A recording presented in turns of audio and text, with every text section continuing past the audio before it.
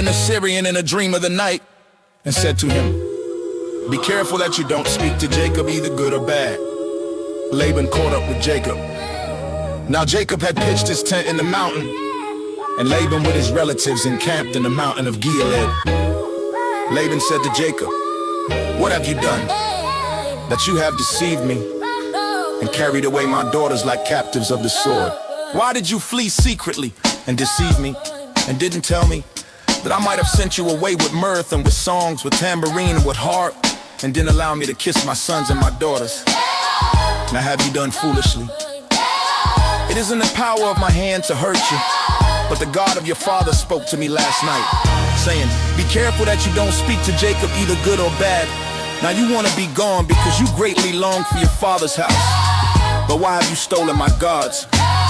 Jacob answered Laban, "Because I was afraid, for I said, lest you should take your daughters from me by force. Anyone you find your gods with shall not live before our relatives. Discern what is yours with me, and take it." For Jacob didn't know that Rachel had stolen them. Laban went into Jacob's tent, into Leah's tent, and into the tent of the two female servants, but didn't find them.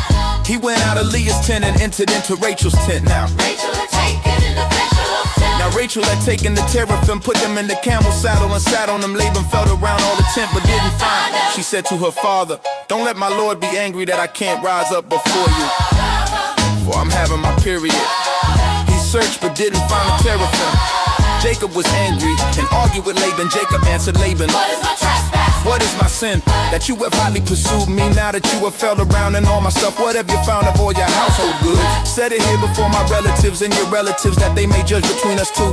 Yo, these 20 years I have been with you. Your owls and your female goats have not cast a young, and I haven't eaten the rams of your flocks. That which was torn of animals I didn't bring to you. I bore its loss of my hand. You required it, whether stolen by day or stolen by night. This was my situation in the day the drought consumed me, and the frost by night, and my sleep fled from my eyes. These 20 years I have been in your house. I served you 14 years for your 2 daughters, and 6 years for your flock. And you have changed my wages 10 times. Unless the God of my father, the God of Abraham, and the fear of Isaac had been with me, surely now you would have sent me away empty. God has seen my affliction and the labor of my hands, and rebuked you last night."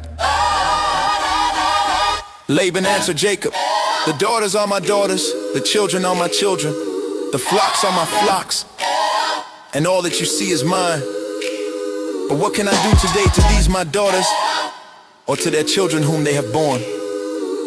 Now come, let us make a covenant, you and I, and let it be for a witness between me and you." Jacob took a stone and set it up for a pillar. Jacob said to his relatives, "Gather stones." They took stones and made a heap. They ate there by the heap. Laban called it Higasa Haduva, but Jacob called it Gilead. Laban said, "This heap between me and you today." Therefore it was named Gilead and Mizpah, for he said, "Yahweh watch between me and you, when we are absent one from another. If you afflict my daughters, or if you take wives besides my daughters, no man is with us. Behold, God is witness between me and you."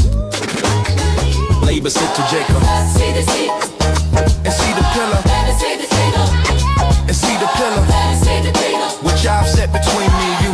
May this heap be a witness, may this heap be a witness, may this heap be a witness, and the pillar be a witness, may this heap be a witness, that I will not pass over this heap to you, and that you will not pass over this heap and this pillar to me for harm. The God of Abraham and the God of Nahor, the God of their father, judge between us." Then Jacob swore by the fear of his father Isaac. Jacob offered a sacrifice in the mountain and called his relatives to eat bread. They ate bread and stayed all night in the mountain. Early in the morning Laban rose up, kissed his sons and his daughters, and blessed them. Laban departed and returned to his place.